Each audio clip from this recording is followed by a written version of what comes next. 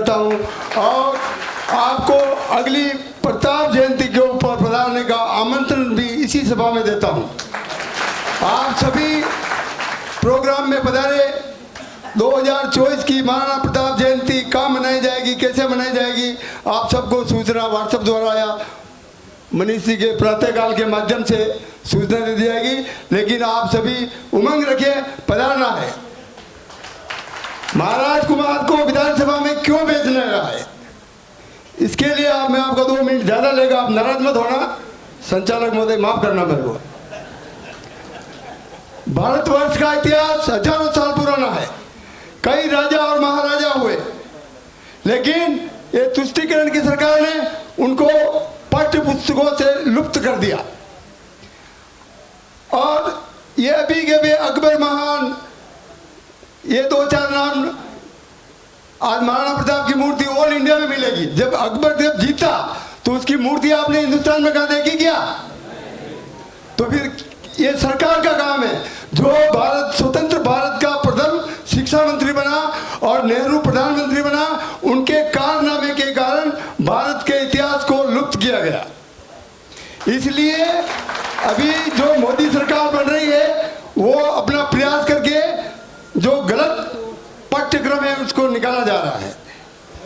और इतिहास महाराणा प्रताप का आप किसी से छिपा हुआ नहीं है। आज हम सब यहाँ उपस्थित हैं, अपनी औरतें सुरक्षित है। इसका कारण क्या है? महाराणा प्रताप ने संघर्ष करके लाज रखी, नहीं तो आज अपन भी नमाज पढ़ रहे होते। नाथद्वारा, कांकरोली, आमेर, कुंवरिया, जितने भी मुस्लिम वर्ग है, वोरी समाज है, सब महाजन, राजपूत, ब्राह्मण है। जो मालिक ये आप मान के चलो, तलवार की धार के ऊपर धर्म परिवर्तन कराया गया है वो खुद। और अभी भी ये जो सरकार है तो आपकी खिदमत जो घर योजना अपनी चल रही है हिंदू संस्कृति की, उसका विरोध करती है। जो जैसे अभी वो बागेश्वर धाम वाले महाराज हिंदू धर्म की रक्षा के लिए झंडा उठा रहे हैं, तो ये लोग विरोध कर रहे हैं। कारण क्या है? इनको वोट चाहिए। तुष्टीकरण की राजनीति करके वोट प्राप्त करना कांग्रेस का काम है।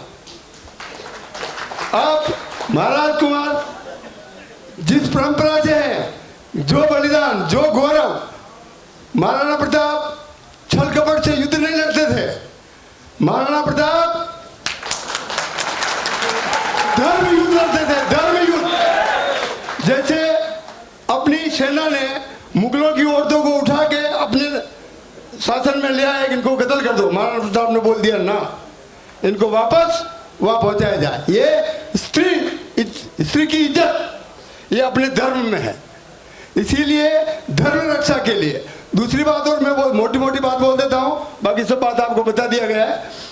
राम मंदिर के निर्माण में कांग्रेस सरकार ने 24 वकील खड़े किए। आपको याद होगा, राम मंदिर नहीं बनना चाहिए। उस वक्त प्रधानमंत्री नरसिंह राव था, बोला हम बाबरी मस्जिद वापस बनाएंगे। आपको याद होगा, धारा 370 प्रधानमंत्री मोदी के प्रयासों से समाप्त हुई। कांग्रेस, राहुल गांधी बोलता है हम ये धारा 370 हम शासन में आएंगे तो वापस लाएंगे। क्या आप चाहते हैं? और ये 4 पीढ़ी कर लो, आप 4 पीढ़ी, आपके परदादा, दादा, पिताजी और पोता। आपके परदादा में भारत का नक्शा किया था, आपके दादा के अंदर भारत का नक्शा किया था, आपके पिताजी के अंदर भारत का नक्शा किया, और आपके पोते के हाथ में भी भारत का नक्शा, जो शेष भारत है वो बाकी है। तो कम से कम सनातन सत्य धर्म की रक्षा के लिए आपका विचार विधानसभा में, लोकसभा में पहुंचना चाहिए। ये छोटी मोटी बातें, महंगाई, पेट्रोल, ये सब जाने दो। 1000 रुपये पेट्रोल होगा तो भी भरेंगे। आलू कुछ भाई नहीं लगता है, कांदे का भाव क्या, ये क्या, वो क्या, सब बेकार की बात है। सनातन संस्कृति की रक्षा के लिए, मेवाड़ की आन बान शान के लिए आप सभी लोग अपने अपने एरिया में आप पहुंच पाए तो ठीक, नहीं पहुंच पाए तो अपने अपने हिसाब से कोशिश करके पूरे विधानसभा क्षेत्र में, पूरा मेवाड़ के विधानसभा क्षेत्र में जितने भी भाजपा प्रत्याशी है उनको विजय दिलवाने के लिए अपना अपना योगदान करें। और अपना आप ये चिंता मत करना हमारे को कोई बस में ले जा रहा है जो, अरे अपना स्वयं के पैसे से जाने का स्वाभिमान रखो। कोई फर्क नहीं पड़ता, लाखों रुपए और मेहनत करो और महाराज कुमार को विधानसभा में पहुंचाओ।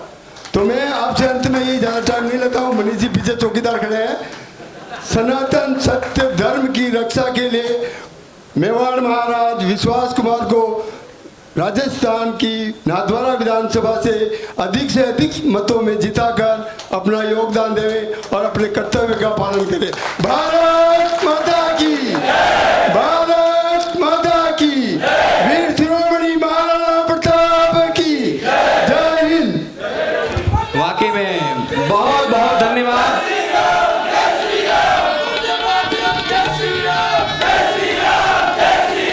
थैंक यू वेरी मच, बहुत बहुत शुक्रिया। महाराज कुमार साहब को सुनना चाहते हैं? जोरदार तालियों। मैं चाहूंगा कि महाराज कुमार साहब यहाँ पधारे। उसके पूर्व 3 लोगों का अभिनंदन है। आदरणीय अरुण जी उपाध्याय, बंबोली साहब और मोखाड़ा जी का अभिनंदन आप करेंगे। तब तक आप आइए, अशोक जी अपनी बात रखें। माँ मुंबा देवी की इस धरा पर, महाराज शिवाजी की जरा पर आज के कार्यक्रम के मुख्य अतिथि महाराज कुमार विश्वराज सिंह जी व सम्मानित मंच, मेरे प्रिय मेवाड़ वासियों, आज समय आ गया है।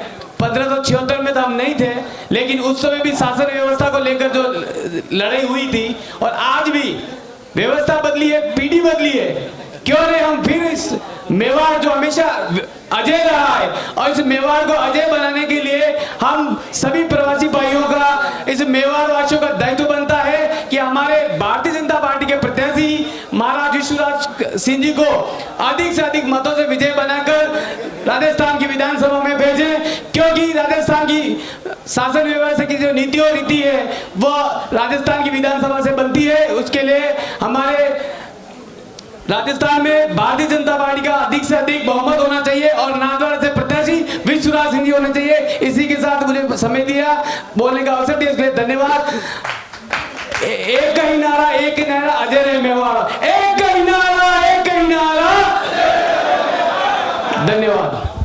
आदर जोक आपने कालजारा कई कही सकूं मैं मेवाड़ी भाषा में। परम आदरणीय आपने माथारा मोड़ महाराज कुमार साहब ने अर्ज करूं कि माने सब ने आशीर्वाद बख्शावे।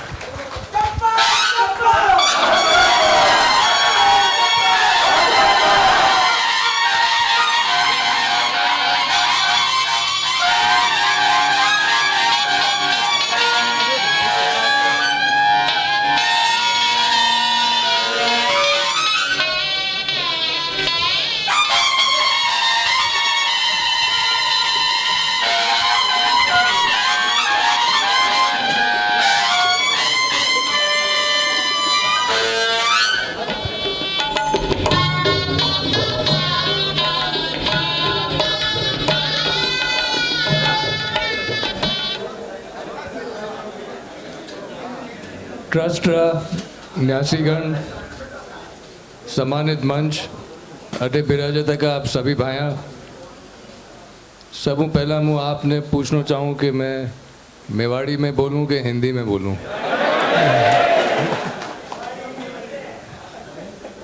तो मैं आप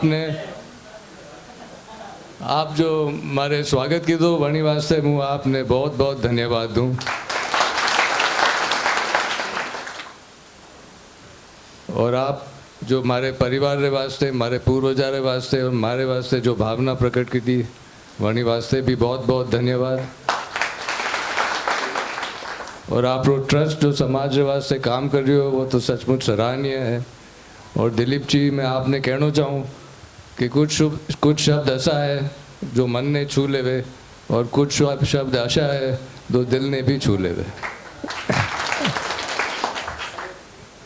आज तो मैं आपके सामने आया हूँ नाथद्वारा रे प्रत्याशी रे नाते, प्रत्याशी रे हैसियत हूँ, तो थोड़ी घनी राजनीति की बात तो वेगा ही जोएगा।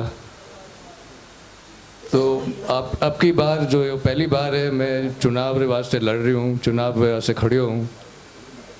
और अगर आप मैंने पूछो तो अगर आप देख लो कि जो 9 साल भारतीय जनता पार्टी रहा केंद्रीय स्तर पर, आप एक बार सिर्फ भारतीय जनता पार्टी ने देख लो कि वह 9 साल में हर साल में और मजबूत वेता गया है। न तो पार्टी तो मजबूत वेती गई है, लेकिन पार्टी रे साथे देश भी मजबूत भी है और आज अंतर्राष्ट्रीय स्तर पर देश रो नाम अतरो ऊंचो है। तो अब आज जो राजस्थान में चुनाव रहेगा 25 तारीख ने, यूं तो चुनाव बहुत हुआ है पिछला 70 साल में, लेकिन अब की बार चुनाव तो थोड़ा अलग ही है। कारण यूं है कि एक तरफ तो है बीजेपी जो अतरी मजबूत पार्टी है और दूसरी तरफ है कांग्रेस जो बिखर रही है। कांग्रेस को जो निशान जो हाथ है वो हाथ है कि मारो हाथ पकड़ो मुँह खड़ो नहीं वे सकूँ के लिए।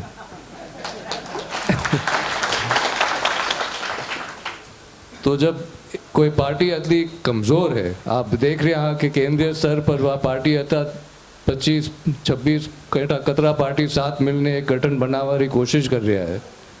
तो पहले तो चुनाव दे तो कि ये कांग्रेस की नीति है या है भारतीय जनता पार्टी या जनसंघ की नीति है, आपने जो भी नीति पसंद है आप हमारे वास्ते वोट करो।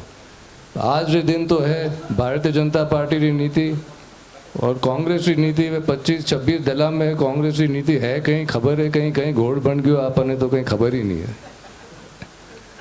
और अतरा कमज़ोर वे गया है जो आप 5 साल में जो राजस्थान की कांग्रेस की सरकार है तो 4.5 साल हूँ तो जो पहले मजाक हो तो मंत्री और कुर्सी रो वो तो आपने सामने खेल यूँ धारावाहिक जो चलते रहो 4.5 साल वास्ते। और वे अतरा कमज़ोर हो गया कि आखिरी 3-6 महीना में वे दुनिया भर की चीज़ें मुफ्त में दे रहा है लोगों ने। तो जब कोई पार्टी जतरी कमज़ोर है तो आपने कहीं मजबूती देगा और जो कमज़ोर पार्टी है वरना वो मकसद वही रहेगा कि पहले मैं मजबूत हूँ पचे मैं राज्य राष्ट्र ने देखूँ। तो ये उदाहरण तो वही सामने है कि राज्य रे आर्थिक स्थिति जो भी है मने परवाह नहीं, मैं तो मुफ्त में दूंगा, मने मजबूत रहना है। तो अच्छा लोग ने तो आप वापस वोट करोगा तो दुर्भाग्य ही होगा, पर तो नाश ही होएगा, विकास नहीं होएगा, विनाश ही होएगा। अनी बात से मैं कह रही हूँ कि अब की बार तो भारतीय जनता पार्टी ने ही वोट देना पड़ेगा। आपने एक प्रगतिशील सरकार चाहे, आपने सरकार चाहे जो कानून ने राखे, कानून भी नहीं बिखरे जिस तरह बार बिखर गई है राजस्थान में, भले पेपर लीक हुए, लाल डायरी वे, महिला रे ऊपर आप बार भी सब अतरी बात हुई वना रे ऊपर।